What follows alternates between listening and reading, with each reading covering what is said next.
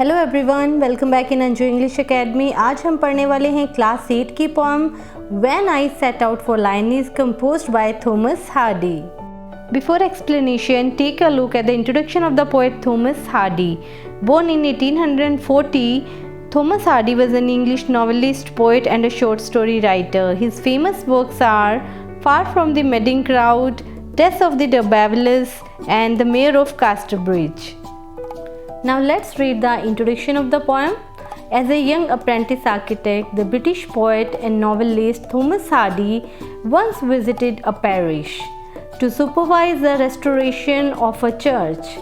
On his return from the parish, the people noticed two things about him: a new glow in his eyes and a crumpled piece of paper sticking out of his coat pocket. That paper, it is recorded in one of his biographies, contained the draft of a poem. So British poet Thomas Hardy एक poet और novelist होने के साथ साथ एक young apprentice architect भी थे।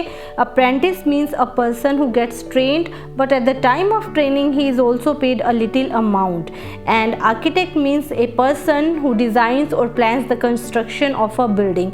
तो as a young apprentice architect Thomas Hardy को एक बार मौका मिलता है एक पैरिश में जाने का और वहाँ पर एक चर्च का रेस्टोरेशन करने का। रेस्टोरेशन मतलब रेनोवेशन, उसे रिकन्स्ट्रक्ट करने का, रेनोवेशन करने का मौका मिलता है। और जब वो वहाँ से वापस लौटते हैं, on his return from the parish, जब वहाँ से वो वापस आते हैं, the people notice two things about. जब थॉमस हार्डी चर्च से वापस लौटे तो लोगों ने उनके बारे में दो बातें नोट करी। पहली तो a new glow in his eyes, एक तो उनकी आंखों में एक अलग सा ग्लो था, एक अलग सी चमक थी। And a crumpled piece of paper striking out of his coat pocket, उनकी कोट की पॉकेट में से एक क्रम्पल्ड पीस ऑफ पेपर दिखाई दे रहा था, एक मुड़ा हुआ सा कागज़ दिखाई दे रहा था। And that paper, it is recorded in one of his biographies contain the draft of a poem. और उस कागज़ पर ये पोएम लिखी हुई थी जो आज हम पढ़ने वाले हैं, और ये पोएम एक बायोग्राफीज में भी उन्होंने ऐड करी थी।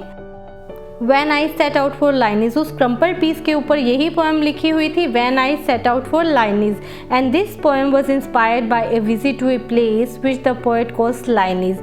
उस पोएम में जिस प्लेस को उन्होंने विजिट करा था वो लाइनिस था, और उसी के बारे में उन्होंने इस पोएम में लिखा था। लाइनिस इज़ अ मिथिकल प्लेस, और लाइनिस क्या है? एक mythical place. Now let's read the theme of the poem When I Set Out for Lynis by Thomas Hardy. In the poem, the poet Thomas Hardy depicts a journey to Lynis. इसमें अपनी लाइनिस की journey के बारे में बताते हैं, and which is the mythical birthplace of Sir Tristram in England, and it is believed to have been submerged by the sea. Now let's read the explanation of the poem When I Set Out for the Lynis. When I set out for Lynis 100 miles away, the rime was on the spray and starlight lit my lonesomeness. When I set out for Lynis 100 miles away. So first stanza में poet हमें बताते हैं कि When I set out for Lynis, set out means start a journey, एक यात्रा शुरू करना। तो उन्होंने लाइनिस के लिए जब अपनी यात्रा शुरू करी, लाइनिस कितनी दूर था? 100 miles away, 100 मील की दूरी पर था। The rime was on the spray, rime means frost या बर्फ़ के लिए यहाँ पर आया, स्नोफॉल के लिए। On the spray, spray means leaves and trees, जो पत्ते और पेड़ थे उनके ऊपर क्या थी? बर्फ़ जमी हुई थी। इससे हमें ये पता लगता है कि विंटर सीजन चल रहा था और हर तरफ बर्फ़ थी पौधों के ऊपर, पेड़ों के ऊपर, तो ठंडी रात थी। And starlight lit my lonesomeness, lonesomeness means loneliness, एकांतपन। तो सर्दी की रात में जब हर तरफ बर्फ़ जमी हुई थी, बहुत ठंड थी, तो पोएट लाइनिस के लिए निकल चुका था, और उस रास्ते में उसके एकांतपन में उसका साथ किसने दिया? स्टारलाइट, यानी कि तारों की रोशनी ने लिट माई लोनसमनेस, उसके रास्ते को उजागर कर दिया और उसके एकांतपन को भी दूर कर दिया।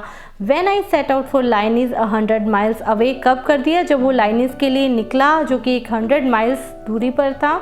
तो ये लास्ट वाली दो लाइंस जो है, फर्स्ट टू लाइंस की रिपीटेशन ही है। तो इस पोएट ने फर्स्ट स्टैंजा के थ्रू हमें ये मैसेज दिया कि जब हम अपने लक्ष्य की ओर आगे बढ़ते हैं तो मार्ग में बहुत सी बाधाएं आती हैं, पर हमें आगे बढ़ते रहना है और रुकना नहीं है। ऐसा ही पोएट ने करा। What would become at Lynis while I should sojourn there? No prophet does declare, nor did the wisest wizard guess. What would become at Lynis while I should sojourn there?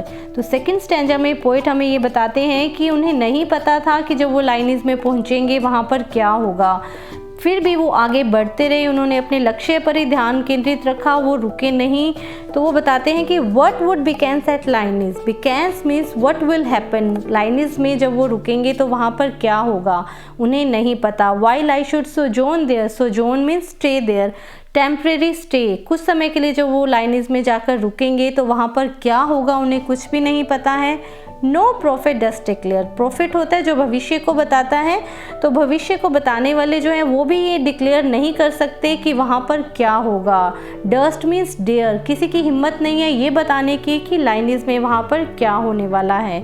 No day the wisest wizard guess, wisest मतलब सबसे बुद्धिमान और wizard means magician, कोई जादूगर भी ये नहीं बता सकता, दुनिया का सबसे शक्तिशाली जादूगर भी, बुद्धिमान जादूगर भी ये बताने में असमर्थ है कि लाइनिस में क्या होने वाला है।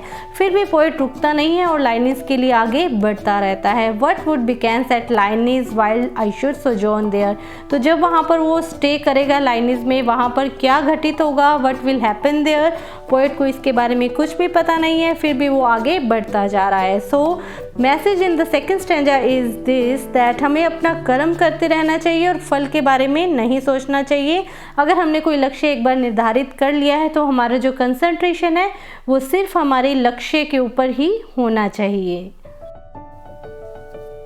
When I returned from Lyonese with magic in my eyes, all marked with mute surmise, my radiance rare and fathomless.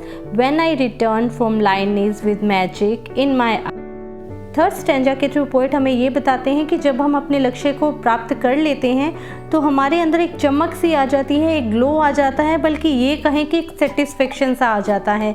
So poet कहते हैं कि when I return from Lyonnesse with magic in my eyes, जब मैं लाइनिस से वापस लौटा तो मेरे आंखों में एक मैजिक था, एक चमक सी थी। ऑल मार्क्ड विद म्यूट सरमाइज, और सब लोग उसे देखकर एकदम चुप हो गए। म्यूट सरमाइज मीन्स एक ऐसा अनुभव जिसकी कल्पना भी नहीं की जा सकती। तो लोगों ने इसकी कल्पना भी नहीं करी थी। जब वो लाइनिस से वापस लौटे पोएट तो उसकी आंखों में एक ग्लो उन्होंने देखा। माई रेडियंस रेयर एंड फैदमलेस, और वो जो चमक थी ना उनकी आंखों में वो कैसी थी, रेयर एंड फैदमलेस। रेयर जिसकी हम कल्पना भी नहीं कर सकते, अकल्पनीय था, और फैदमलेस जिसकी गहराई को हम नाप नहीं सकते, अनमेजरेबल। तो ऐसी चमक उन्होंने पोएट की आंखों में देखी। When I return from Lyonnesse with magic in my eyes, फिर से फर्स्ट टू लाइन्स रिपीट हो रही हैं स्टैंजा की। जब वो लाइनिस से वापस आए तो लोगों ने उनकी आंखों में क्या देखा, एक चमक सी देखी।